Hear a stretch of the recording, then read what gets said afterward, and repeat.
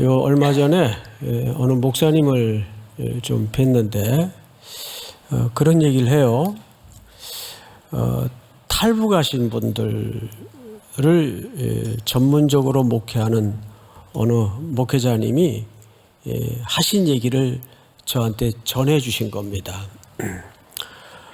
지금 이 땅에는 북에서 또 삶의 힘겨움 때문에 넘어온 분들이 참 많죠. 그걸 보통 우리가 사회적 용어로 탈북자라고 합니다. 뭐 혹시 이 가운데에도 계실 수 있어요. 그 힘겨운 삶을 겪은 사람들을 어떻게 목회하세요? 이렇게 물었대요. 그랬더니 그 탈북인들 목회하는 목사님이 일단 그분들의 고통을 안 듣는데요. 속으로 뭐 이런 목사가 다 있나 싶었는데 듣고 보니까 이해가 되더래요. 들으면 사연이 수천 가지인데 너무 고통스럽고 힘들어서 듣질 못한대요. 격하게 겪어왔던 그 험한 시간들의 이야기를 들어보면 너무 비참해서, 그리고 현재 상황도 너무 비참해서 그걸 다 듣고 목회를 할 수가 없다는 거예요. 그거 어떡하냐고. 그래서 딱 두 가지밖에 안 한대요. 무지막지하게 성경을 읽히고 진짜 목숨 걸고 기도하도록 기도만 시킨대요. 말씀을 읽히고 기도를 시키는 거예요. 근데 놀라운 일이 벌어진다는 거죠. 그러는 가운데 말씀의 능력이 자체적으로 힘이 있기 때문에 그 말씀이 일단 꾸역꾸역 채워지고 들어가서 기도로 놀라운 은혜를 스스로 경험하고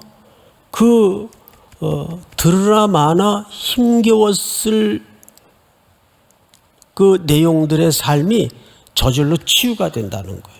회복이 된다는 거예요. 근데 자기가 그 얘기를 듣고 너무 은혜를 받았다는 거예요. 왜냐하면 자기는 성도들이 100명이 힘들면 100명의 사정과 고통을 다 듣다 보면 하나도 해결하는 게 없었는데 그거 다 헤아려 주고 사정 들어주고, 물론 그게 정답은 아닐 거예요. 세상에 정답이 어디 있어요. 다 형편마다 하나님이 운영하시는, 경영하시는 방식이 틀리겠지만 그 얘기를 듣고 자기가 목회를 지금까지 어떻게 했나 돌아보면 자기는 그 사정 다 100명이면 100명의 사정을 다 헤아리고 들어줬는데 정작 옳게 해결할 게 하나도 없더라는 거예요.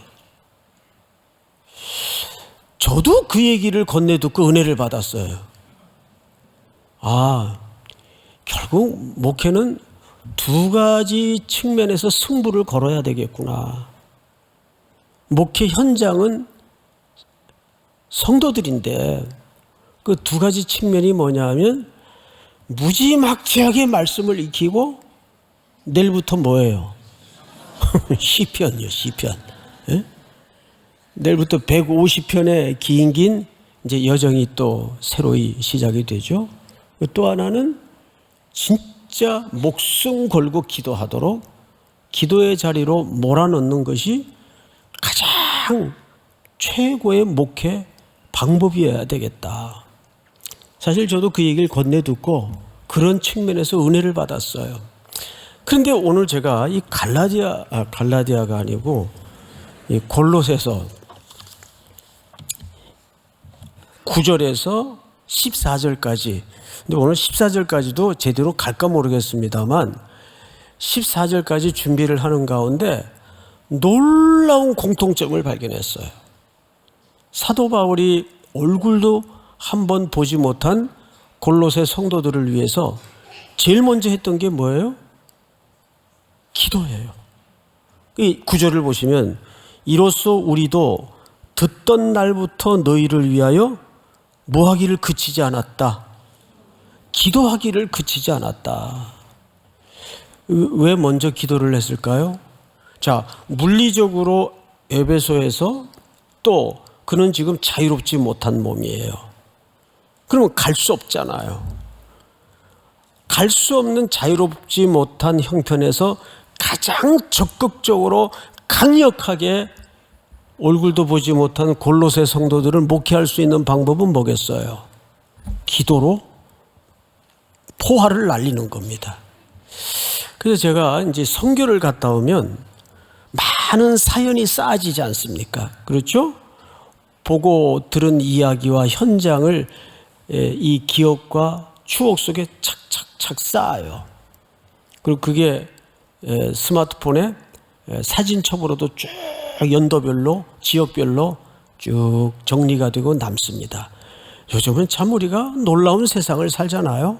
내가 굳이 정리 안 해도 지가 알아서 날짜 또 지역까지 다 스크랩을 스스로 해줍니다. 그러면 그거를 이렇게 넘기다 보면 거기에 사연이 기억이 되고 또 거기에서 겪었던 일들이 선명하게 기억에 올라와요. 그리고는 사진첩을 넘기면서 기도하는 거예요. 자, 우리가 기도하기 전에는 그 선교지를 출발하기 전에는 기도 많이 하고 출발해요. 근데 정작 다녀와서 거기에서 걸러지고 거기에서 쏟아 나온 그 사정과 형편과 고통과 이야기들은 묶어가지고 별로 기도 안 했던 것 같아요. 이제 우리가 선교 갔다 오면 그 선교 갔다 온 그 주간 금요일 밤은 선교지에서 길러진 또 걸러 올린 모든 사진들을 쫙 이 화면에다가 열어가면서 우리가 감사와 함께 기도를 하는 습관을 좀 들여야 될 것 같아요. 사도 바울은 가본 적도 없고 그 얼굴을 본 적도 없지만 지금 자유롭지 못한 상태에서 가장 강력하게 할 수 있는 게 최우선이 뭐였어요? 기도였어요. 근데 기도를 어떻게 했나 보면 오늘 제목이 뭐죠? 골로새 성도들을 향한 두 가지 차원의 기도예요. 기도에도 단계별이 있나? 있어요. 자, 그 얘기를 좀 더 면밀하게 들여다보십시다. 이로써 우리도 듣던 날부터 너희를 위하여 기도하기를 그치지 아니하고 어떻게 했다고 되어 있어요? 예, 여기 기도했다와 구하노니는 조금 다른 얘기입니다. 바로 이 차원을 얘기하는 거예요. 여기서 첫 번째 기도하기를 그치지 않았다는 말은 규칙적인 기도를 얘기합니다. 무슨 기도를 얘기한다고요? 규칙적인 기도를 얘기합니다. 요세푸스가 쓴 유대인들의 기도의 습관을 쭉 읽어보면 그들은 정확하게 아침과 저녁으로 기도를 했어요. 이게 유대인들의 전통이에요. 그런데 보통 우리는 지금까지 몇 번으로 이해하고 있었습니까? 유대인들이 하루에 몇 번 기도했어요? 3번 기도하는 걸로 알잖아요. 성경에도 그 신뢰가 나오잖아요. 그런데 보통 유대인들은 아침과 저녁으로 2번 기도를 하는데 특별히 제단에 제사를 드리는 제사장들은 오후에 제사 때 또 기도를 합니다. 그러면 사실은 몇 번이에요? 3번이에요. 근데 이 3번을 제사장들이 하는 기도인데 웬만한 신심이 열심인 유대인들은 우리도 제사장 같은 삶을 살자라는 차원에서 자기네들도 정오가 지나면 기도를 또 합니다. 그래서 그게 관습이 돼서 규칙이 돼서 몇 번 기도를 해요? 3번 기도를 해요. 다니엘도 하루에 몇 번씩 기도했어요. 고향 쪽으로 창문을 열고 3번씩 기도를 합니다. 우리가 신앙적으로 아직 이렇게 뭐라 할까요? 농익지 않을 때에는 조금 자유로운 생각을 갖기가 쉽습니다. 거꾸로 얘기를 하는 것 같죠? 신앙이 조금 농익어야 자유로운 것처럼 보이는데 그렇지 않습니다. 신앙이 농익을수록 규칙적인 기도 생활이 얼마나 소중하고 중요하다는 걸 깨닫게 돼요.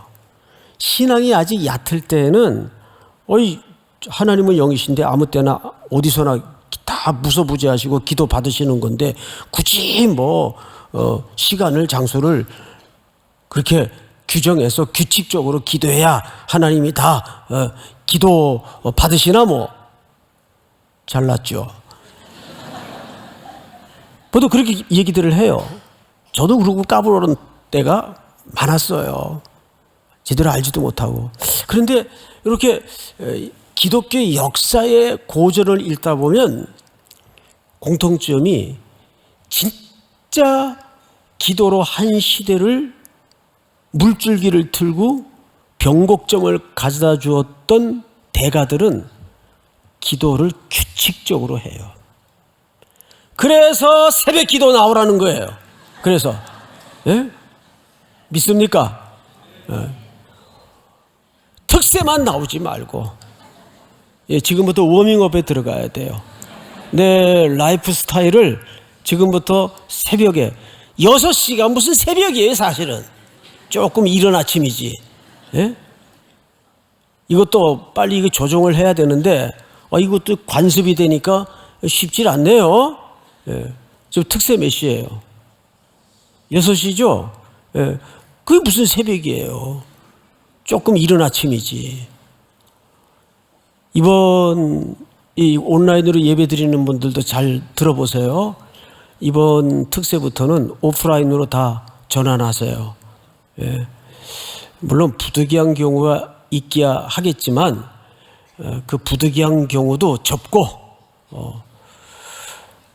그 발생하는데 어떻게 하느냐. 그래도 이번 특세부터 오프라인으로 다 전환을 하십시오.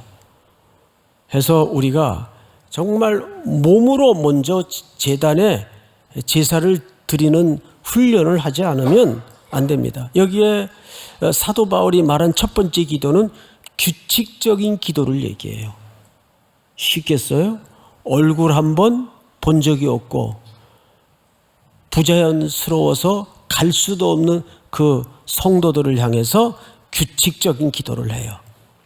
이건 기도의 규범을 얘기합니다. 자, 여러분들은 일상에서 어떤 기도의 시간을 확보하고 있나요? 두 번째 기도가 뭘까요? 성경을 보세요. 이로써 우리도 듣던 날부터 너희를 위하여 기도하기를 그치지 아니하고 구한다. 이 구한다라는 말은 그 현장의 니즈가 무엇인지를 정확히 알아서 그들의 필요가 무엇인지를 구한다 그 뜻이에요. 이게 두 번째 차원이에요. 그냥 무턱대고 하는 기도가 아니었어요. 지금 그 골로새 지역의 에바브라를 통해서 개척되어진 교회 소식을 듣고 그 교회에 지금 위기와 흔들리는 지점이 원인이 무엇인지를 사도 바울이 알았어요. 영지주의자들이 왔다 갔다 하면서 거기가 무역 통로이다 보니까 신지식을 흠모하는 사람들의 기질상 새로운 지식을 자꾸 받아들이다 보니까 그들이 신앙의 혼합주의가 찾아오고 영지주의적인 요소들이 들어와서 그들이 믿는 신앙을 흔들기 시작했어요. 게다가 영지주의자들은 특별히 골로새 지역의 성도들은 방임주의에 빠졌습니까? 금욕주의에 빠졌습니까? 금욕주의 쪽으로 빠진 거예요.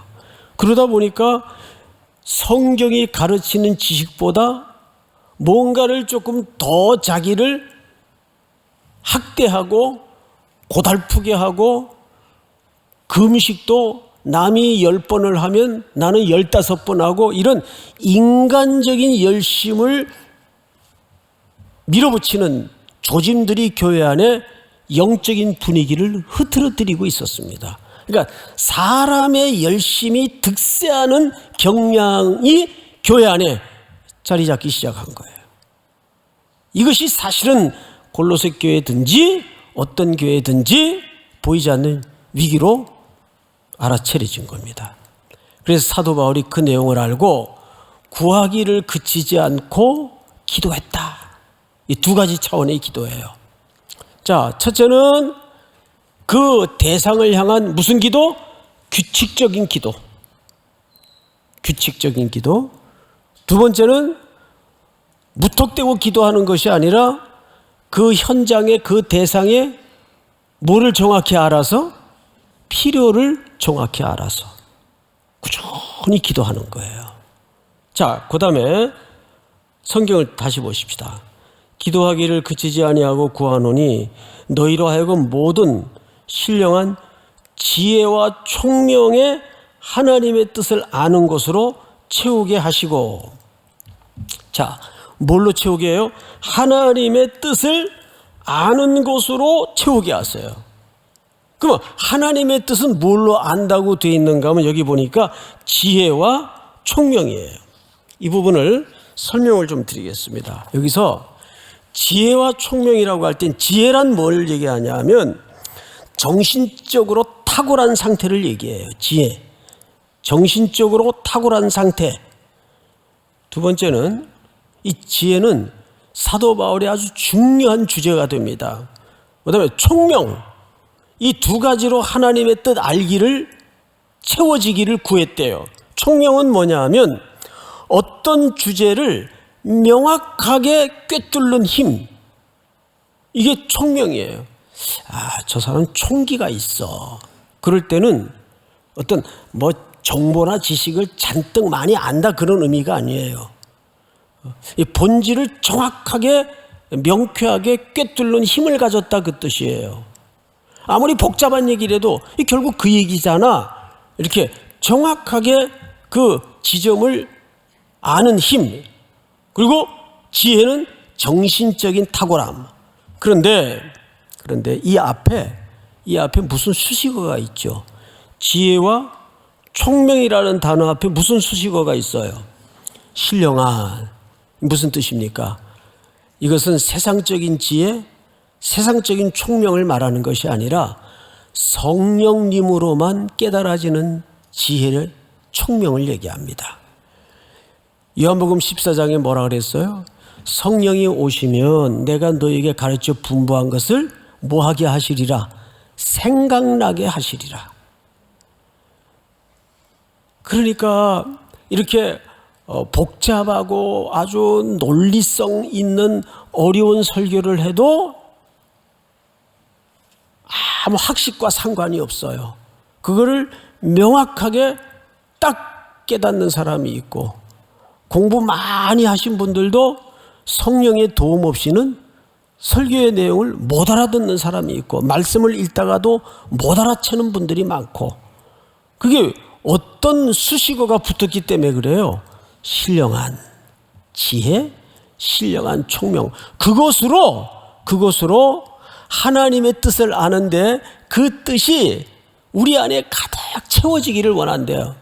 여러분, 여기서 이 채우다라는 말이 아주 중요합니다. 이 말은 무슨 뜻인가 하면 이런 뜻이에요. 그 사람을 통제하고 그 사람을 움직이는 것은 그 사람 안에 가득 채워진 것으로 그 사람을 움직여요. 아닙니까? 맞습니까? 맞습니다. 그러니까 그 사람 안에 무엇으로 가득 채워졌느냐에 따라서 그 사람이 움직여요. 그 사람이 통제가 돼요. 주야로 돈을 묵상하는 자는,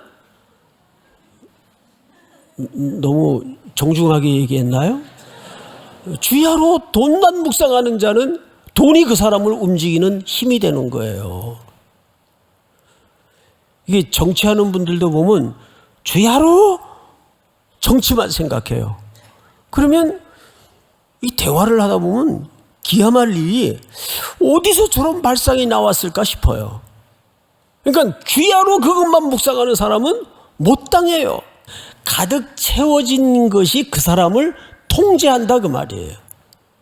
그러니까 우리 안에 우리 안에 말씀이 가득 채워지면 뭐가 우리를 통제하겠어요? 말씀이 우리를 움직이고 우리를 핸들링하고 우리를 통제하는 거예요.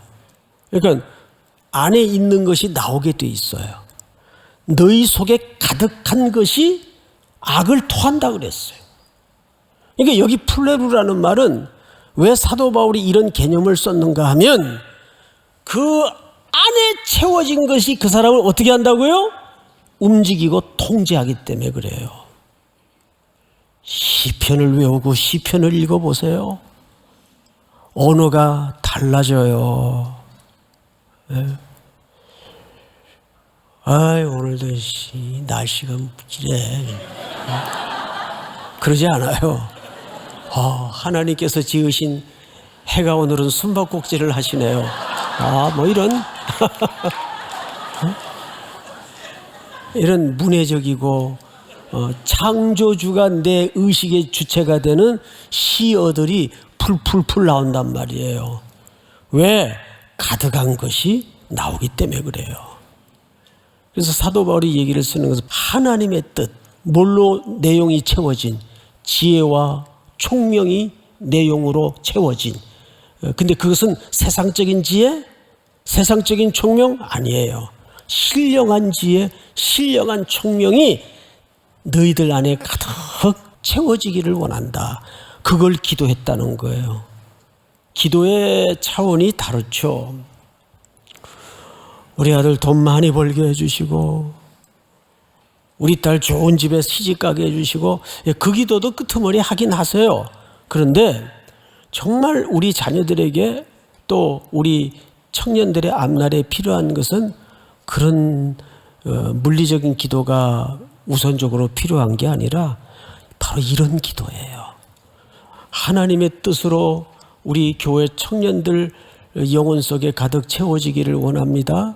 근데 그 하나님의 뜻은 신령한 지혜와 총명으로 채워지는 지혜예요. 믿습니까? 그것이 우리 속에 가득 메꾸어지면 여러분들의 일터가 윤택해지고 달라질 거예요. 여러분들의 삶의 현장이 달라질 거예요. 삶은 노래가 되고 인생은 큰 교향곡이 될 겁니다. 그래서 내일부터 시편을 읽을 때 이것이 내 삶의 언어가 되게 하여 주시옵소서. 시편은 진짜 놀라운 책이거든요. 거기는 성난 기도도 있어요. 으르렁거리는 사랑도 있어요. 거칠게 몰아대는 하나님의 격정도 있어요. 그리고 그 찬란한 빛이 너무 찬란해서 마주 볼 수 없는 황홀함도 있어요. 이 시어에 다 담아져 있습니다. 한 문장 한 단어가 예사롭지 않은 우리 인생길의 모든 고뇌를 솎아내고 다루어줘요. 믿습니까? 성경을 보십시다. 성경 9절을 보시면 이로써 우리도 듣던 날부터 너희를 위하여 기도하기를 그치지 아니하고 구하노니 너희로 하여금 모든 신령한 지혜와 총명의 하나님의 뜻을 아는 것으로 채우게 하시고 10절 다 같이 시작. 주께 합당하게 행하여 범사에 기쁘시게 하고 모든 선한 일에 열매를 맺게 하시며 하나님을 아는 것에 자라게 하시고. 아멘. 10절은 무슨 뜻인가 하면 9절의 결과입니다. 그렇죠? 그렇게 하나님의 뜻으로 골로새 교회 성도들에게 채워지면 그 하나님의 살아있는 능력의 말씀으로 채워진 영혼들이 골로새라는 이 우상의 도시, 이방 땅의 도시에서 그런 삶에 뭐를 드러내야 된다는 얘기일까요? 열매. 그 얘기를 10절에 이렇게 하죠. 주께 합당하게 행하여. 여기 합당이라는 말은, 또 행하여라는 말은 함께 걸어가다 그 뜻이에요. 함께 걸어가다. 창세기 12장에도 보면 아브라함에게 하나님께서 나타나셔서 내가 네게 지시하는 땅으로 어떻게 하라 그랬어요? 가라 그랬어요. 근데 그 가라라는 말이 사실은 원문을 보면 따라서 합니다. 함께 걷자. 선교란 뭐예요? 주님과 함께 걷는 연습을 하는 거예요. 하나님의 성도들은 결국 인생을 하나님과 뭐 하는 연습을 하는 거죠? 함께 걷는 연습을 하는 거예요. 믿습니까? 그래서 성경에 보면 하나님과 동행했던 인물이 하나 있죠. 누굽니까? 에녹입니다. 에녹. 에녹은 하나님께 은혜를 입은 자라. 그가 하나님과 300년 동안 동행하더니 들림을 받아요. 거기 동행이라는 말은 하나님과 함께 걸었다 그 말이에요. 그러니까 이 말은 우리 보고 이렇게 하나님이 등 떠밀어서 한번 걸어봐 이런 개념이 아니에요. 하나님은 말씀이 그 속에 들어가면 그 말씀을 풀어주는 깨닫게 하는 능력이 성령님으로 나타납니다. 그래서 그 성령님이 우리의 변호자가 돼서 항상 우리와 일상의 고단한 삶의 자리에도 내가 저 어둠의 구석에 집어 던져지는 혹독하고 수치를 당하는 자리일지라도 하나님은 거기까지 동행해 주시는 분이심을 이번 주간도 믿으셔야 돼요. 믿습니까? 그러니까 여기 함께 합당하게 행하여라는 말은 사도 바울이 그의 서신에서 아주 자주 쓰는 용어예요. 합당하게 행하라. 그러니까 우리가 신분이 있고 수준이 있죠.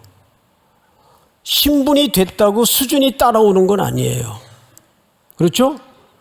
어디서 그걸 가장 극명하게 볼 수 있는가 하면 남자들 입영하는 날 보세요. 위병소 지나서 연병장에 딱 세워놓으면 아직 사복들을 입고 있는데 그때는 그냥 장병들이에요. 장병들. 그리고 이제 부모님들 싹 위병소 정문 앞에서 사라지면 그때부터 빨간 모자 쓴 조교들이 갑자기 얼굴이 변합니다. 똑바로 안 하지? 말로 할 때 해라. 그러면서 그때부터 옷을 싹 벗겨요. 팬티까지 다 벗겨요. 그리고 환복을 시킵니다. 내용 안에 들어가서. 그래서 모든 옷을 국방색으로 다 갈아입혀요. 제가 입대할 때 몸무게가 58kg였어요. 지금보다 지금 한 62kg 되니까 더 몸무게가 안 나갔었죠. 그래서 광대뼈 승천에 정말 목은 가느다래 가지고 뼈만 남았댔어요. 그때는 뭐 못 먹고 이래 가지고 얼굴 색깔도 장난 아니었어요.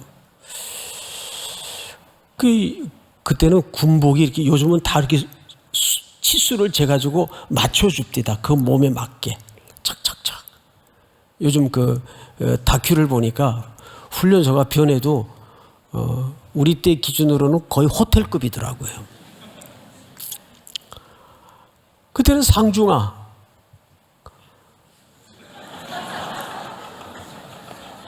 그 기준밖에 없었어요. 그래서 옷을 입으니까 바지는 거의 월남치마 수준이에요. 다 커요. 군화서부터. 이게 막 다 빙빙 돌아가요.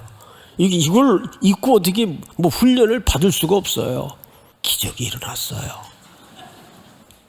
퇴소할 때 옷이 맞더라고요. 네.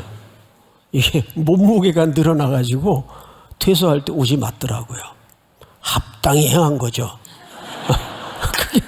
그게 합당히 행한 거예요.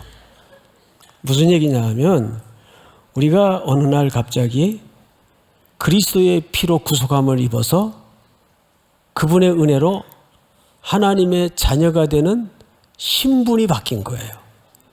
근데 신분이 바뀌었다고 수준이 갑자기 신분이 바뀐 것만큼 빛의 속도로 바뀌나요? 그렇지 않아요.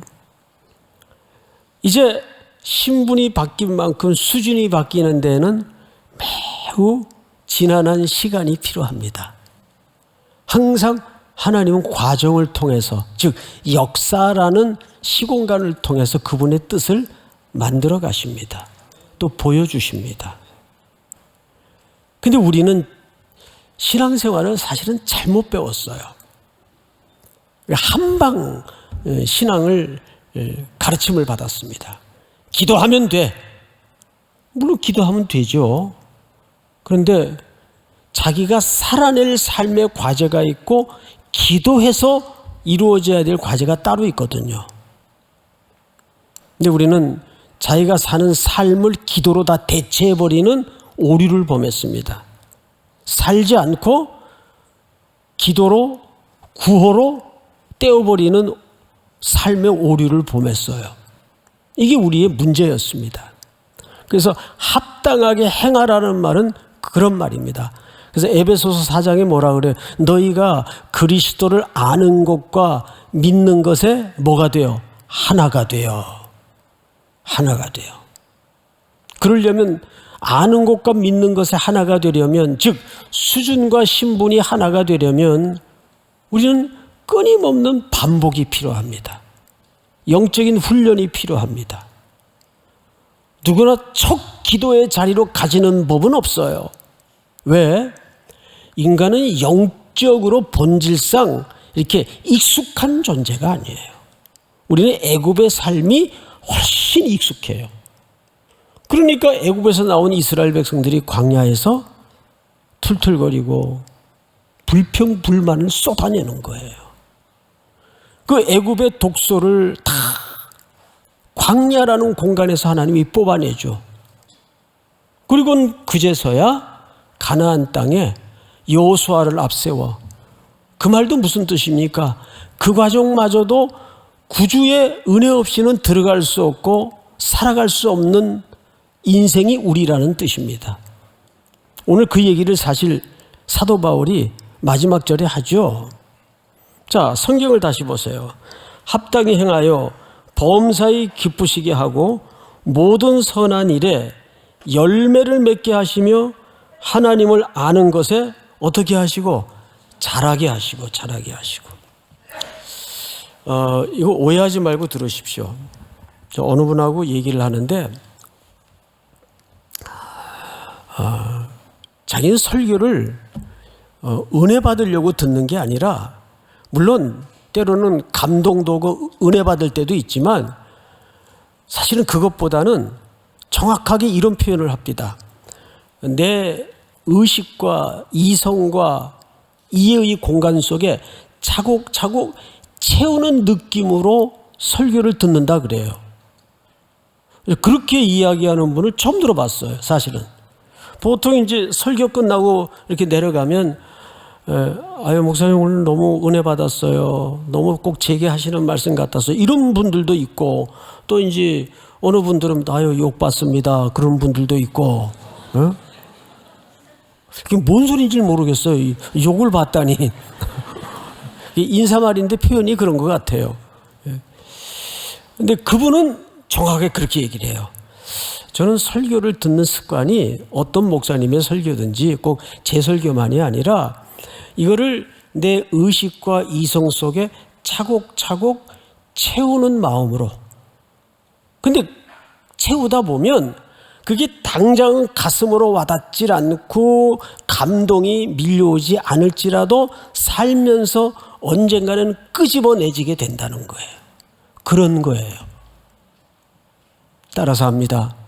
일단 들어두자. 그게 채우는 거예요. 믿습니까? 채우다 보면 언젠가는 그때 우리 목사님이 악을 써가면서 했던 그 말이 이런 이유 때문이었구나. 이게 어느 삶의 현장에서 툭 불거져서 걸러져서 나오게 되는 거죠. 그래서 일단 들어둬야 돼요. 근데 우리는 일단 이게 나한테 감동이 되냐, 내 사정과 적합하냐, 여기에만 듣는 귀에 초점이 채널이 매몰되어 있으면 설교를 길게 우리가 못 듣는 거죠. 단선적으로 이해를 하는 거죠. 일단 들어둡시다. 예. 사실 이렇게 힘든 시간인데도 나오는 여러분들에게 해당되는 얘기는 아니에요. 예? 왜? 그러니까 꼭 그래요. 학교 이렇게 다니다 보면 야단 안 맞을 애들만 교실에 앉아가지고 야단 맞고 있어요. 예? 야단 맞을 놈들은 운동장에서 안 들어왔어 아직. 예? 늘 인생이 그래요. 그래서 성실한 애들이 항상 안 그런 애들 목까지 야단 맞고 사는 게 인생이에요. 귀 있는 자는 들을지어다. 자, 그런데 성경을 다시 보시다. 11절. 그의 영광의 힘을 따라 모든 능력으로 능하게 하시며 기쁨으로 모든 견딤과 오래 참음에 이르게 하시고. 이 얘기를 왜 했을까요? 이제 저를 보세요. 우리가 하나님의 뜻으로 채워지기 위해서 지혜와 총명, 신령한 지혜와 총명으로 말씀을 듣고 바울이 지금 서신을 쓰는 거예요. 골로새 교회 성도들에게 이 서신을 계속 보내면서 그 말씀이 골로새 교회 성도들 마음속에 하나씩 하나씩 채곡 채워지게 합니다. 뭘 요구하는 거죠? 그 우상으로 가득하고 하나님을 알지 못했던 도성 골로새에 하나님의 통치와 하나님의 나라가 이 골로새 성도들의 합당한 삶의 순종을 통해서 열매로 나타나도록까지를 원하는 거예요. 그러다 보면 항상 순풍에 돛을 단 듯 모든 일이 마음먹은 대로 말씀 들은 대로 훨훨 자유롭게 인생살이가 펼쳐질까요? 절대 그렇지 않습니다. 이상하죠? 유독 은혜가 가득해서 집에 들어가면 원수들이 집안에 또 있어요. 꼭 시험거리가 기다리고 있잖아요. 문 열고 들어가면 항상 세상은 가장 현실적인 문제부터 만만치 않아요. 모처럼 은혜 받고 들어가면 꼭 누군가가 건드려요. 여러분, 골로새 교회 성도들에게 사실 사도 바울은 그 얘기를 하는 거예요. 이 말씀을 들은 대로 사라지는 건 아니다. 거기에는 견뎌야 되는 일이 있고 오래 참아야 되는 일이 있단다, 그 얘기예요. 성경을 그런 차원에서 보시기 바랍니다. 그의 영광의 힘을 따라 모든 능력으로 능하게 하시며 기쁨으로 모든 견딤과 오래 참음에 이르게 하시고, 여기 견딤과 참음이 무슨 뜻인가? 이걸 좀 살피고 말씀을 마름할까 합니다. 이 견딤은 궁극적인 소망을 바라보고, 자, 다시요, 저를 보세요. 이 견디라는 것은 내 쪽에 인내를 얘기하는 게 아니라 저 멀리 종말에 나타날 실제적인 영광, 그 소망에 매달려 있는 상태를 얘기합니다. 그 소망에 매달려 있는 상태. 그러니까 힘은 내가 견디는 힘이 아니고 소망이 나를 잡아 끄는 거예요. 그리고 두 번째, 참음은 현실적인 문제입니다. 한 걸음 한 걸음 뗄 때마다 장애물도 나오고 돌뿌리도 나오고 가시덤불도 나와서 내게 수많은 경란과 갈등을 일으켜요. 견딤이라는 것은 먼 시선의 문제라면 이 오래 참음은 순간순간 한 걸음을 내디딜 때마다 나를 힘겹게 발목을 잡아채는 현실적인 장애물들과 갈등을 얘기하는 거예요. 이 두 가지가 다 있다는 거죠. 그래서 시편 기자도 뭐라고 그랬어? 주의 말씀은 내 길에 빛이요 내 발에 등이니이다. 빛과 등은 다 뭘 얘기하는 거예요?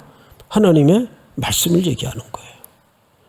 그때마다 그것을 견딜 수 있는 힘은 말씀이 여러분에게, 우리에게 약속하는 그 소망의 힘을 얘기합니다. 어느 곳에 너무도 확고하고 아주 견고한 소망이 분명한 사람은 이 땅에서 툭툭 나를 건드리고 나를 핥히고 하는 것들에 대해서 으르릉 같이 맞설 여유가 없어요. 그냥 툭툭 치고 지나가요. 지금 왜? 나한테는 이게 중요한 게 아니니까. 이건 내 인생의 계산 밖의 문제니까 그냥 그래 알았어 툭툭 털고 지나가요. 안 싸워요. 왜? 저 영원한 곳에 나를 붙들고 있는 그 궁극적인 소망이 있으니까. 나 지금 저거 봐라고 보고 가는데 이건 뭐야? 알았어 됐냐? 이제 툭툭 털고 지나가는 거예요. 거기에 같이 맞서고 으르렁거리고 에너지 소비하고 열내고 불내고, 아직 거기에 열내고 불낼 에너지가 남아있다는 것은 내 인생의 중심 무게가 아직 그쪽에 있다는 뜻도 됩니다. 아직 안 옮겨진 거예요. 소망의 추가, 중심 추가. 믿습니까? 그래서 여기 앞에 무슨 수식어가 있나 잘 보세요. 기쁨으로 모든 견딘과 오래 참음에 이르게 하시고. 아니, 참는데 뭐가 기뻐요? 견디는데 뭐가 기뻐요? 소망이 나를 붙드는 힘이 분명하다면 당연히 기쁨으로 견딜 수 있고 기쁨으로 참을 수 있는 거예요. 믿습니까? 로또 한번 당선됐다고 생각을 해보세요. 웬만한 건 눈에 들어오겠어요? 나 2만 원만 꿔줘. 가져가. 그러지. 2만 원 꺼내가지고 이 자식은 이걸 꿔줘야 되네. 이거 돌려받을 수 있을까? 이거 계산하고 있을 사람이 별로 있을까요? 예? 지금 로또가 당첨이 됐는데 굳이 비유를 하자면 그런 거예요. 예? 돈의 문제가 아니고 원리가 그렇다는 얘기예요. 그래서 그 기쁨의 소망이 확고한 사람은 오래 견딤, 오래 참음, 이것을 기쁨으로 할 수 있다는 거예요. 여러분에게 매일매일 말씀이 약속하는 그 기쁨의 소망이 매일 말씀을 읽는 가운데 선명해지기를 주의 이름으로 축원하고 축복합니다. 우리 12절 다 같이 읽겠습니다. 시작. 우리로 하여금 빛 가운데서 성도의 기쁨의 부분을 얻기에 합당하게 하신 아버지께 감사하시게 하시기를 원하노라. 마지막으로 감사의 기도를 가르칩니다. 감사를 가르쳐요. 이 감사의 이유가 뭐죠? 분명하죠? 우리로 하여금 빛이 등장을 해요. 두 번째는 성도, 세 번째는 기업이에요. 자, 저를 보세요. 이제 이 결론입니다. 왜 감사해야 되느냐? 이 빛은 뭐의 반대 개념이죠? 어둠. 이스라엘 백성들은 애굽에서 10가지 재앙 속에 나올 때 무슨 재앙이 있었습니까? 어둠의 재앙이 있었어요. 그래서 어둠은 우리의 옛삶의 그림자예요. 이건 단순히 빛과 어둠의 문제가 아니라 우리 삶의 과거의 모습이에요. 근데 그 어두운 가운데서 우리를 빛으로 불러내셨습니다. 그래서 우리로 하여금 뭘 삼으셨죠? 자기 백성, 성도를 삼으셨어요. 이유는 기업을 주시려고, 가나안이라는 유업을 주셨어요. 지금 이 얘기를 적어도 정통 유대인이었던 바울이 누구에게 지금 하고 있는 거죠? 골로새 이방 사람들에게. 여기서 우리가 암시하고자 하는 바는 이런 뜻입니다. 더 이상 하나님의 나라는 유대인들의 특권이나 전유물만의 것이 아니다. 하나님의 나라는 똑같은 위치에 영접하여 부름받은 이방인들에게도 공유된 유업이라는 것을 이렇게 설명하는 겁니다. 빛, 성도, 빛이라는 것은 그 심판의 자리에서, 어둠이라는 심판의 자리에서 예수 그리스도 어린 양의 보혈로 구원을 받았다는 뜻이고, 그래서 하나님의 자녀인 백성이 되고 성도가 되었다는 뜻이고, 나아가서 그 기업을 같이 유산으로 받았다는 의미입니다. 그 약속을 하는 거예요. 믿습니까? 빛, 성도, 기업. 그 소망이 저와 여러분들에게 오늘 이 저녁에 함께 공유되는 축복으로 흘러가기를 소원합니다. 다 일어나십시다.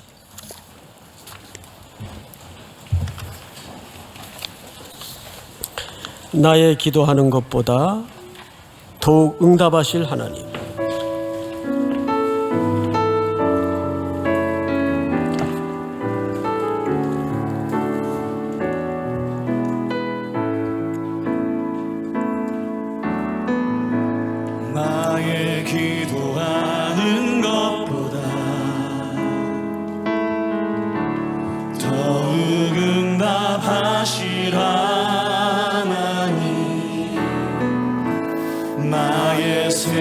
생각하는 것보다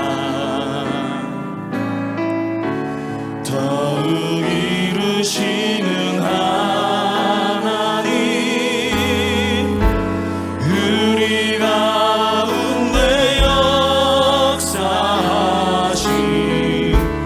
능력대로 우리들의 간구함을 넘치도록 능히 하신 주님께 모든 영광과 존귀 찬양과 경배를 돌릴지어다.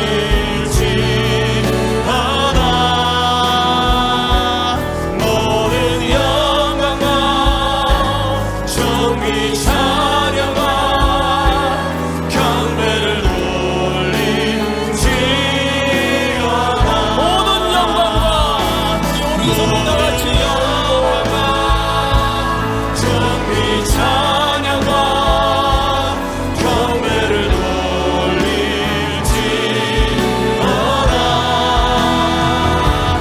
모든 영광과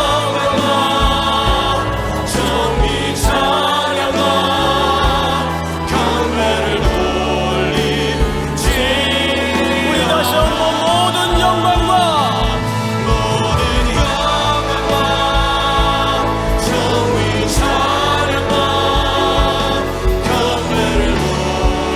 찬양과 경배를 돌릴지어다.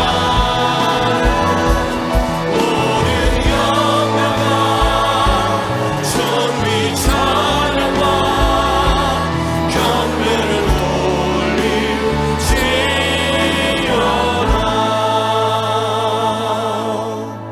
우리 조용히 한번 눈을 감고 기도합시다.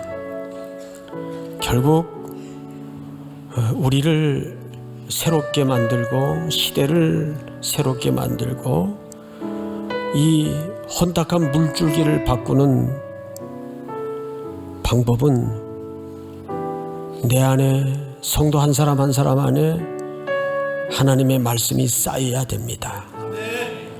그 채워지는 것이 그 사람을 통제합니다.